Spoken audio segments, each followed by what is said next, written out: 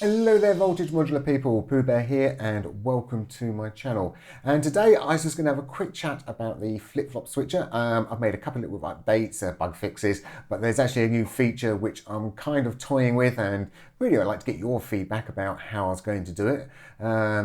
Hopefully I'm not going to break anything along the way, but that's one of the reasons I want to get some feedback from you. And I'm also going to have a quick chat about a new device which should be coming along into the PoohBear bundle. Just need to get approval on it, which is called InRange. So if you've already got the bundle, you should get that. Should come down free of charge as far as I know.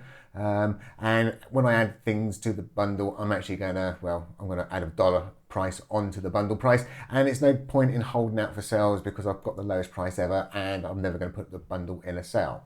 Anyway, that all aside, so flip-flop switcher, there was a couple of little bugs, silly little bugs. One was to do with the offset, that if you actually had an offset in here, obviously it'll offset it, but if I unplugged it from here, the offset would remain. But if I unplugged it, say, from the source, it would actually, it'd be perfect. Okay, so that's fixed. And there was a very, very slight timing issue. But what I wanted to talk about today was an idea which I came up with.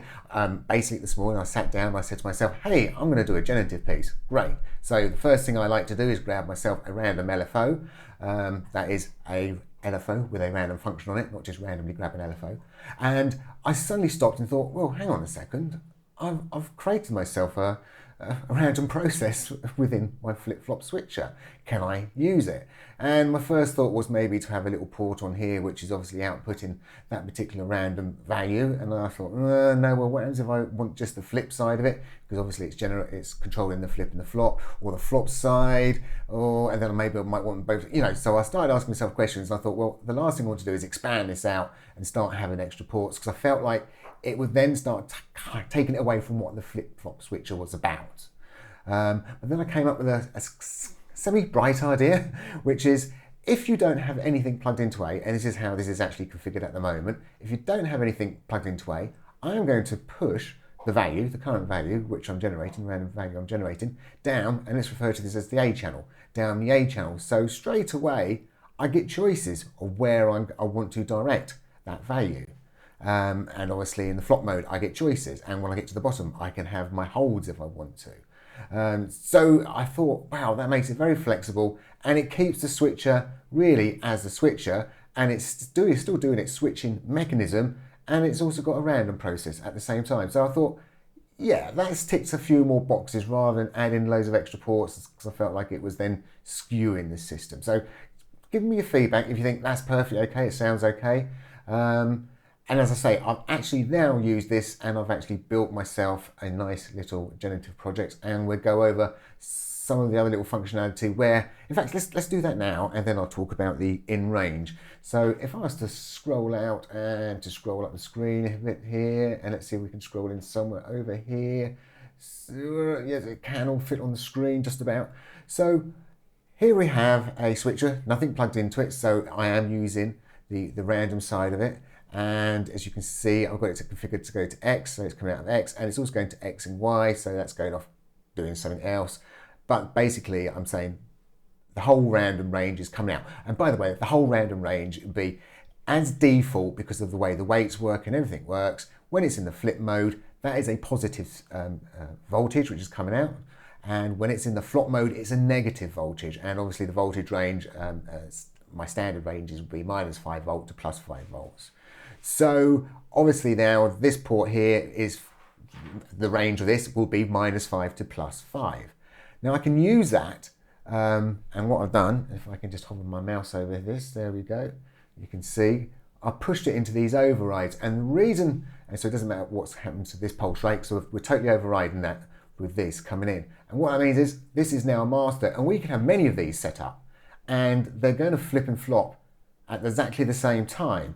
And what I've actually got up here is I've got quite a bit of gate information going on, and it's taking it either from the gators or it's taking it directly. And actually over here, I've got some pitch data going on, and I've got some, I think I'm doing my little trick there actually, where I take a voltage and I'm sort of jumping it up and down an octave.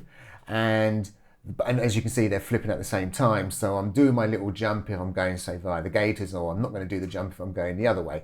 And so you can imagine, you can actually start building this up more and more and more, and have many A/B switches, which could be one to many, many to one, crossovers, and you can actually build yourself quite a big matrix. And yeah, I think that's an absolutely excellent bit of functionality which will work really well. And I hope you'd agree, to be perfectly honest. Now, as I say, the new little device on the block is this one called InRange. And I wrote this purely because I was about to sit down and do a generative piece. And one of the first things, as I say, I like to go and get myself a bit of random data. Well, here I decided to get my random data from there. The second thing I tend to do is say, well, I want that random data to be in a particular range, because obviously if I'm going to use it for pitch data, as soon as you grab, say, something totally random like that, it's going to be right down the deep range and a horrible squeaky sound at the top. And you usually say, no, I want somewhere into here. So what do? You scale it down and then you offset it. And then you're playing within that range. Big tick, that's great. What I've decided to do with InRange sounds like it's doing something similar to that, but the big difference is it doesn't do any scaling at all. It's shifting. And because it's doing a shifting, it really does have quite an effect on how things work. So let's, I'll give you a simple demonstration. Example. So here we go, C1 to D2. So let's pretend that's C1 and this is D2. So this is all my range of which I wish to play in. So what's going to happen is if I come along now and say I'm going to hit E5. So I hit E5, it's actually going to shift it down and it's going to say, well, my next available E number is going to be this one here. So I'm going to play E1. So it doesn't matter if I play E3, E4, E5, E6, it's always going to play this E1. Now, as you can see, we've got two C keys and we've got two D keys within our range. So let's just choose on C. If I was to choose C5, it will actually come down and play C2. Yeah, C2 there. So we'll play C2. If I happen to play right down the lower range, like C-2, it'll actually play C1, because that's the closest one. So the interesting thing is, when you think about it, we're scaling, well, if I scaled it down, because the C was below the E, it would usually have played lower, but it's not. In this case, my E is being played down here, and the C key, which would have been playing lower. So if I was playing E5 and C5, I'm now playing, as I say, C2 and E1. So there's a bit of switching going on, and that's because of the shifting. It's not scaling, it's shifting. One of the things I've enjoyed actually using this particular new device is it's allowed me to generate what I refer to as my bass. And when I talk about bass, I'm not talking about sound or bass. Root notes, there we go. Let's think of it as a root note then. I can generate like a root note, and I've now shifted it into a scale I want, but I can also take that exact same number and I can then put it into a different range.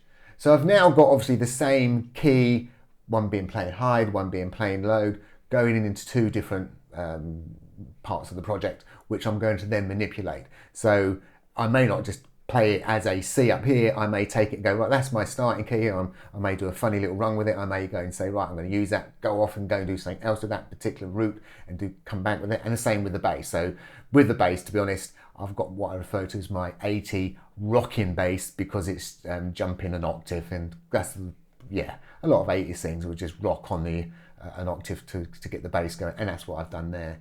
And then I take it and obviously I'm going off and doing other things with that particular root note. I'm starting to waffle a bit, but anyway, that's the InRange and that's the flip-flop switcher. Let's push that button there, hold down that key there, and we should be able to zoom out a little bit. This is a generative project that I've actually been working on. It's not finished. It's got all kinds of bits and bobs going. As you can see, I'm bringing gators in, switching in and out. I've got actually a little reason session going there, or the plug-in, just running a scales and chords up in there. And yeah, just a few other bits and bobs. And yeah, so far this is what it's sounding like. But as I say, the main thing is, come and give me some feedback on what you think about maybe, I say, using it as a randomizer function within that. Okay, thank you for watching, and bye for now.